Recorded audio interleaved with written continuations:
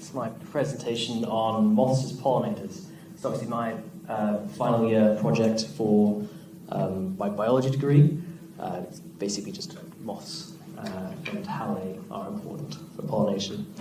To start off with, I think there's a nice introduction to pollination in terms of like a scientific perspective on it. So pollination specifically is the movement or delivery of pollen from the stamen, as you can see on there. Oh God, I'll move backward. Yeah, it's the movement from the stamen to the stigma of another plant.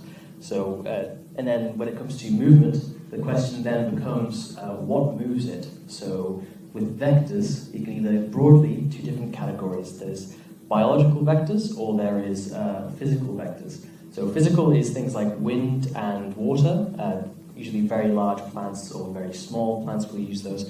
But then we're focusing in on sort of angiosperms, just a fancy word for flowering plant. They use and take very good advantage of biotic pollination. So that's honeybees, bumblebees, very popular in the media. They're what we call diurnal pollinators, so daytime pollinators. I'm focusing more on moths, which are nocturnal, so nighttime pollinators. Which then the question becomes, how does nocturnal pollination vary from diurnal pollination? Nice photo there of a bat, which is actually a nocturnal pollinator. Basically, nocturnal pollination is a system. There's some advantages when it comes to being a pollinator that pollinates nocturnally or a plant that is pollinated nocturnally. So in terms of pollination, certainly pollinators, the advantages are really there's less competition during nighttime. So if you think there's less generally pollinators about during the night, they're more likely to get the nectar reserves in the flower that haven't been depleted, and they're also less likely to be sort of predated upon by predators during the night than they are during the day. Obviously, famously, bats eat moths, but that's a bit of a niche they've found. In terms of the plant, they're less likely to be foraged since they haven't invested in more bright colours. And they also, we find that nocturnal pollinators tend to be more efficient pollinators overall. Again, diurnal pollinators, honeybees, bumblebees, butterflies, but then I'm focusing on the most well-studied nocturnal pollinator, which is moths. Again, bats are closely behind. And then there is also sort of there's more specific adaptations. So moths, moth-pollinated plants are adapted in different ways from sort of generally pollinated plants. The honeysuckle on the screen there is a nice moth-pollinated plant. So it's nocturnally pollinated, it's pollinated during the day as well. But on the board there, so you can see there's the long tubular corolla, which is the shape of the petal, really. You can see it sort of forms a tube. There's that and the deep nectar deposit, sort of basically a long way for the insect to try and get the nectar out of the plant.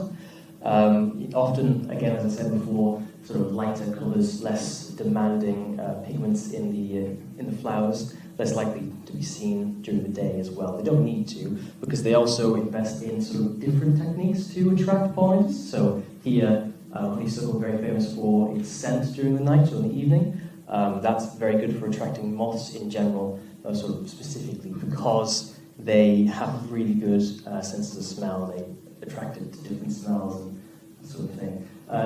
There's also, because it's nighttime, it's difficult to see where the nectar might be. They have different adaptations towards finding where that nectar is on the plant. So you see later on a really nice picture of evening primrose, which is one of the plants I actually investigated here. Then it becomes, do we know if moths are effective as pollinators? We know from literature that they should be, but then sort of the question becomes, how are they supposed to be good pollinators? So you've got, most of them again tend to be nocturnal. There's also crepuscular. Crepuscular just means sort of sunset and sunrise active. It's the interim between diurnal and nocturnal. So they're part of the Lepidoptera order, which just means scaled wings. So if you look really, really close with a microscope or a dissection microscope, you can actually see the scales on their wings. It's really fine, well-adapted hairs. They've got lots of surface area, so it sort of acts like a Velcro to attach the pollen to. The same with their nice fluffy bodies. This is an elephant hawk moth, which is actually a hovering moth, which are famous for pollinating flowers. There are also a large sort of section of moths are settling moths, so they land on these flowers. They actually land and then they eat from it. It's very expensive energy-wise to fly, so a lot of them have adapted to land and only fly small journeys. This landing actually helps pollen diffusion for the flower. It's a really nice phenomenon is that lots of different flowers, especially in moth sort of heavy areas, will have different locations for the pollen to adhere when they land. So they're even more likely to cross-pollinate that way, because there are certain areas where the pollen will attach to and certain areas where then the stigma will then pick up the pollen from.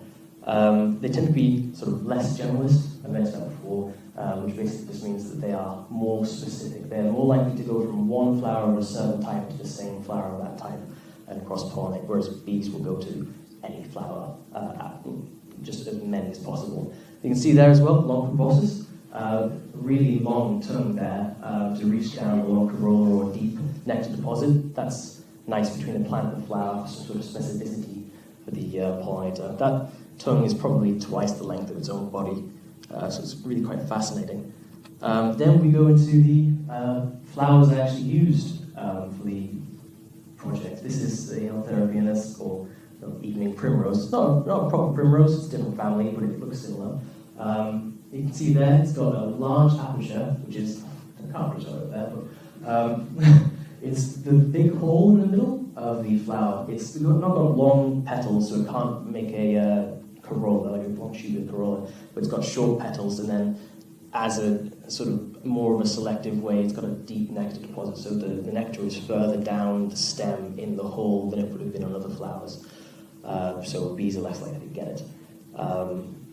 It's known to be visited by hovering moths, like the hawk moth we saw before, because it's shaped in such a way that they can visit it, and it's adapted for them too. We don't know from literature whether they're pollinated by settling moths, though, because it's conflicted. There are moths that will land to lay eggs and for shelter, but we don't know directly if they pollinate.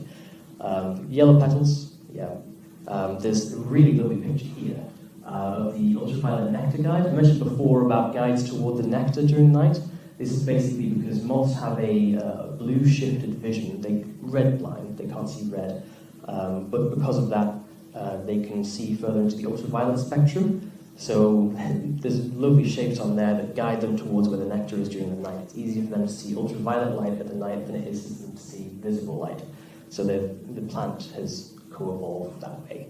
It's also got a strong lemon scent in the evening. It's a nice and lemony smell in the evening, and it attracts them. And then also, really importantly, for evening primrose's namesake, it opens in the evening and then should only be open until the next noon. So it's open all night and then only open for a portion of the next day. So it heavily selects towards nocturnal pollinators as opposed to diurnal pollinators.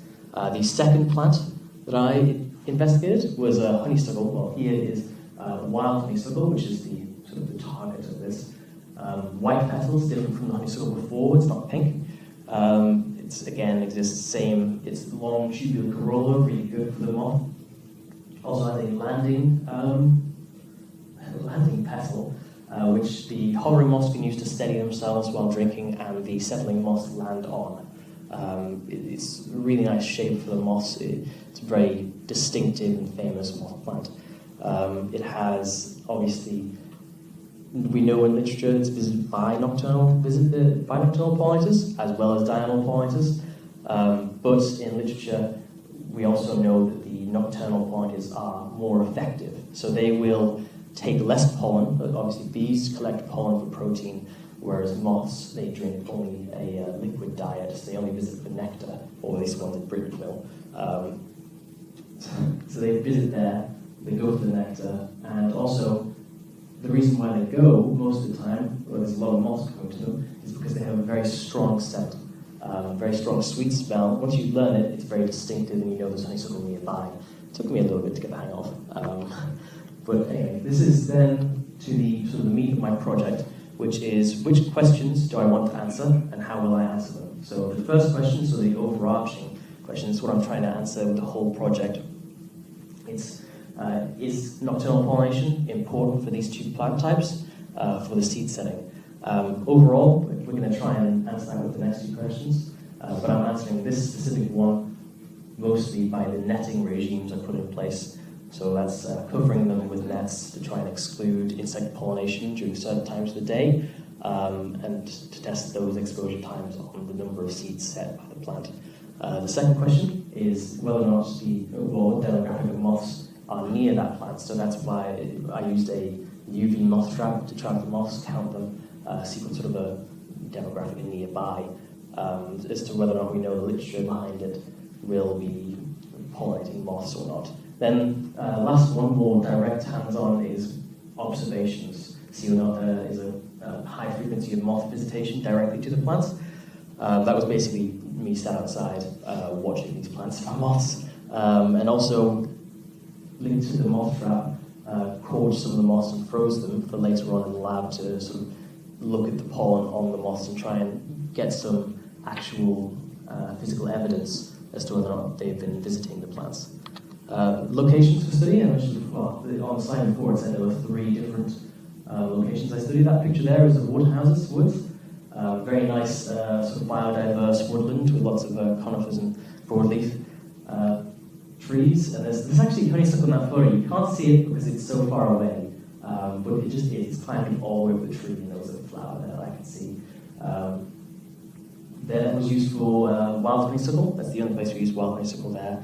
And netting and moth trapping. Meadowfield, which was used for the evening primrose, that was garden grown, so I bought evening primrose, grew it, and then investigated the netting regimes on it.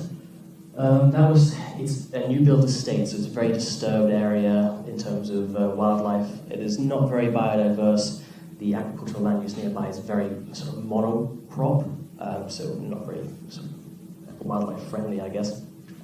Little town, last area, is a former pit village, nice rural area. Lots of allotments nearby, there's some gardens as well, and a pretty good clove. So that was used garden-grown variety of honeysuckle. That was Graham Thomas honeysuckle, just because I couldn't find any wild ones there, so I got my own. In terms of moth trapping data, so this is from the UV moth trap. Really nice graph here. It is now, at least. The first 3 sections are the different dates I did the moth trapping on, so leaving the moth trap out overnight, and then looking at it in the morning, and counting and identifying the moth families for the moths there. And then the last section, one of the more important sections, is the means for each of the areas. You can see there's a lot of the blue and the orange type of moth. They are basically, we know in literature they visit the plants. They're Nocturnae and Geometridae. And then the green section, the large green section, they're not moths, they're just caddisfly. Basically, I managed to catch the caddisfly maturing season. Caught a lot of those in the moth trap, so I thought it was significant enough to include in there. Moths again, some were frozen. It turns out 43, I think, I froze. That was just pinned in the lab recently. And they're going to be used to identify the pollen on them later on. Observations, really disappointing results here, however. I didn't actually see any visits directly on the plants. A very strange result, considering all of the literature and all of what we know from sort of a naturalist perspective. They should be visiting these plants. Again, honeysuckle is very famous for moth visits. I didn't see any at all. There were moths near the flowers. None of them ever actually went near and fed on the flowers, which was a shame. Not for lack of trying. Obviously, a lot of hours spent sat outside in the cold and dark. But yeah, we didn't see any. It was a sad result, really. Netting, that was good. Those are the evening primrose I grew in the garden. There's basically 2 different groups. One was exposed during the night, one was exposed during the day. We had a net that excluded insects that we put over, and that was basically to try and exclude daytime pollinators from one group and exclude nighttime pollinators from another group, and we had some good results there. You can see that the night exposed was more efficient, 5 seeds as opposed to 1 seed, on the day exposed group, so we saw from there that it was good for them to be exposed during the night. The honeysuckle group, we didn't actually test the nocturnal there because I didn't have the capacity to go and net and unnet them every morning and every night. So instead we just tested for self-pollination. So that, which good results there again. Only one of the netted ones produced fruit, but that was significantly lower amount of fruit produced than the ones that were exposed, so 3 instead of 10 or 11 fruits, which is significant enough that was good. Both of them were netted during all of their flowering periods, so there was no chance for insects, or there should have been no chance for insects to go in when I wasn't looking. That was overall, so those were overall the results I've got so far. These are sort of the next steps I would like to take. So in terms of netting, there was good results. They support what we expected. They support what we expected. Nice, no self-pollination from the honeysuckle, and good results on the evening primrose towards nocturnal pollination being a positive for them. And then on the trapping, nice, again, Noctuidae and Geometridae, two very famous families of moths in terms of pollination and visiting flowers in general. And then observations, sadly, they contradict literature and such results. So next steps-wise, first of all, I would like a greater amount of plants probably, and for the evening primrose, and also to test the nocturnal versus diurnal pollination on the honeysuckles. That's quite an important part. For the trapping, again, my next steps in the lab is to identify the pollen we found, and for the observations, I would like to try again, basically. Maybe with a different method, less light. I obviously had a handheld light out there so I could see. I don't have night vision. So in that sort of vein, I would like maybe, possibly, to have a night vision camera that could see insect visitation. Obviously that would have to be quite an in-depth camera, but that's also pretty much the end of the slides. Thank you for listening.